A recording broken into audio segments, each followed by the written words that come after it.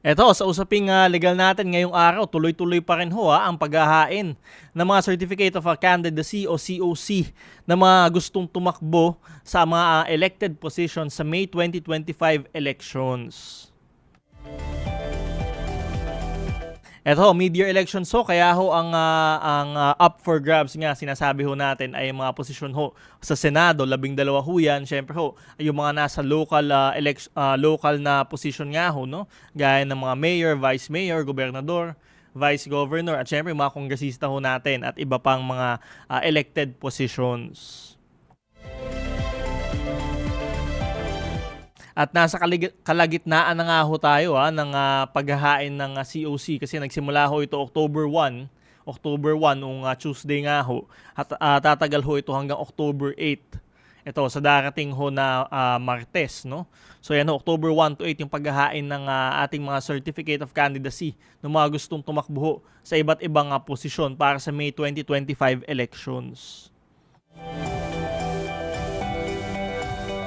At syempre, ito, nakikita ho natin talagang iba't ibang personalidad ang naghahain ng kanilang mga Certificate of Candidacy, lalo na ho sa pagkasenador, no? At kita natin talagang medyo makulay nga ho, no? Iba't ibang background. Hindi lamang ho yung mga dati ng senador, yung mga kasalukuyang nakaupong senador, mga politiko nga ho. At syempre, may mga iba't iba pa hong profesyon ho dyan. At iba't ibang mga ginagawa ho ng iba't ibang mga naghahain ng COC.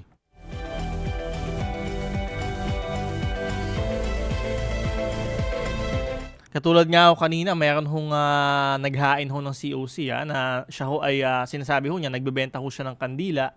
Meron naman ho nung mga nakaraang araw, iba't iba ding mga profesyon na ginagawa, etc. Ngayon ho, ano nga ba talaga yung kwalifikasyon nga ho, no? Ng mga dapat na taglayin ng mga naghahain ng kanilang kandidatura para sa pagkasenador o para sa pagka-congressman. Eto, sa 1987 Constitution natin, simple lamang ho yung mga kwalifikasyon na dapat taglayin kung gusto nyo ho maging senador. So una ho, dapat ikaw ay natural born citizen. Ibig sabihin ho, talagang kayo ay Pilipino. Ayan ho, natural born citizen, dito ho kayo pinanganak. Ang ikalawa naman ho ay dapat ho doon sa panahon ng eleksyon, sa day ho ng eleksyon ay dapat yung senador ho ay dapat 35 years old. 35 years old ho yan. Yung congressman naman ho dapat 25 years old. At syempre ho, dapat ho, ito ang sinasabi nga natin, able to read and write. At meron din hong kwalifikasyon nga dyan, pag sa senador, dapat kayo ay registered voter at kayo ay nakatira sa Pilipinas for at least, resident ho ng Pilipinas, no? At least 2 years immediately preceding the election. At doon naman ho sa mga congressman, dapat ho 1 year. Immediately preceding the election, nakatira kayo, resident ho kayo nung distrito na gusto ninyong takbuhan. Maliban na lamang ho dun sa mga party list representatives ho natin.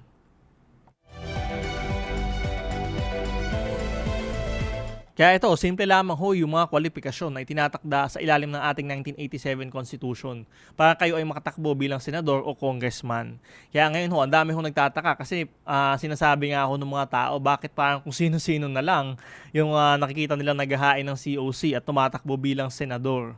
At kabilang na nga rin dyan, may mga influencer, mga vlogger, etc. na talagang ngayon lamang ho natin na nakita o di kaya naman ho, maaring sikat ho sila pero hindi ho sila yung mga traditional na politiko o traditional na mga abogado na yun nga ho na talagang maalab sa batas.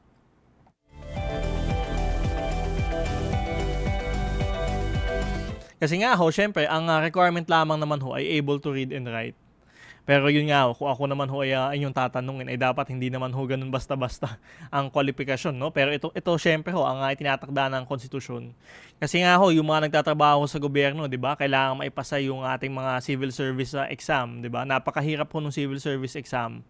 At yun nga ho, at mga professional ho itong mga to.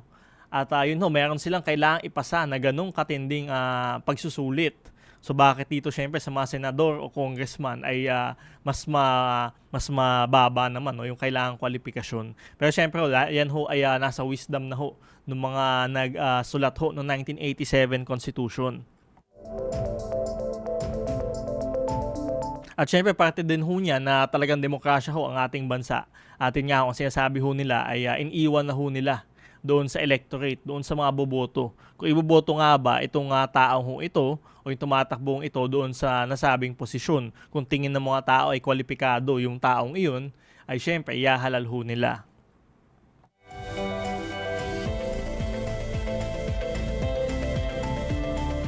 At naglabas na nga rin ho ng desisyon nga ho ang Korte Suprema. No? Ito ho ay noong 2022. May kaso ho dyan, Marquez versus Comelec. Ito ho, si Marquez ho ay dineklarang nuisance candidate ng ating Comelec. So bakit ho siya dineklarang nuisance candidate? Sinabi ho na wala ho siyang, hindi ho siya miyembro ng isang political party at hindi ho siya sikat na kandidato, sabi virtually unknown candidate. Kahit ho siya ay nasa Baguio at siya ay merong animal welfare advocate. Isa ho siyang animal welfare advocate. So ayan ho, sinabi ho ng Comelec na siya ay nuisance candidate. Ano ho yung nuisance candidate? Ibig sabihin, panggulo lamang sa eleksyon. So dahil ho, wala daw ho siyang political party, wala ho siyang machinery at hindi ho siya kilala sa buong bansa.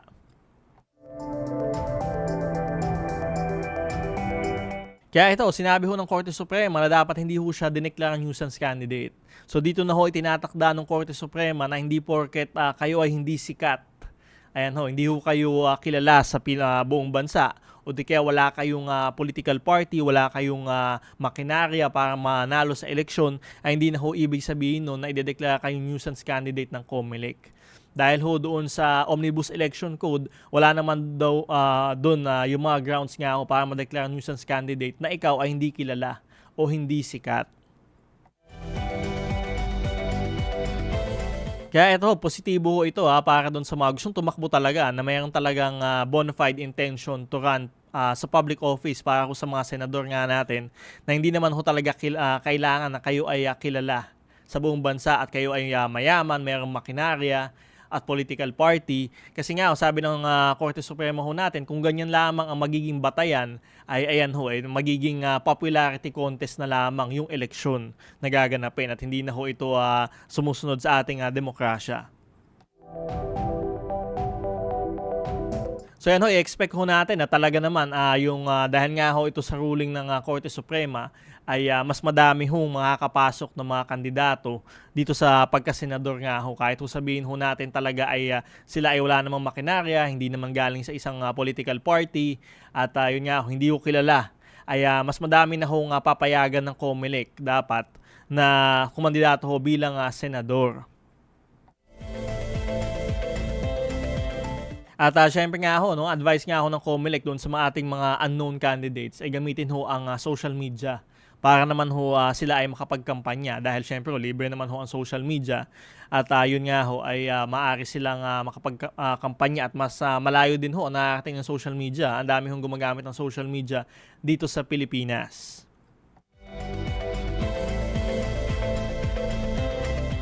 Pero kung ako ang tatanungin, mas nakakabagabag pa nga ho yung mga grupo-grupo nga ho, no? Ng mga pamilya na talaga naman tumatakbo sa iba't ibang posisyon. Halimbawa ho, meron ho tayong mga tumatakbo sa Senado na meron ng mga kapatid, kamag-anak. Ayan ho, tapos yung sa mga kongresista naman ho natin, may kongresista na doon sa distrito, tatakbuhan naman ng anak o kapatid o asawa, party list naman ho, party list representative. Ay ayan ho, talaga nakakabahala ho yan. Meron naman ho tayong probisyon laban sa dinastiya sa ating 1987 Constitution. Kaya lang ho, syempre wala pa naman ho talaga tayong detalyadong batas para dito. Kaya ito, naabuso na ho talaga ito nung ating mga politiko.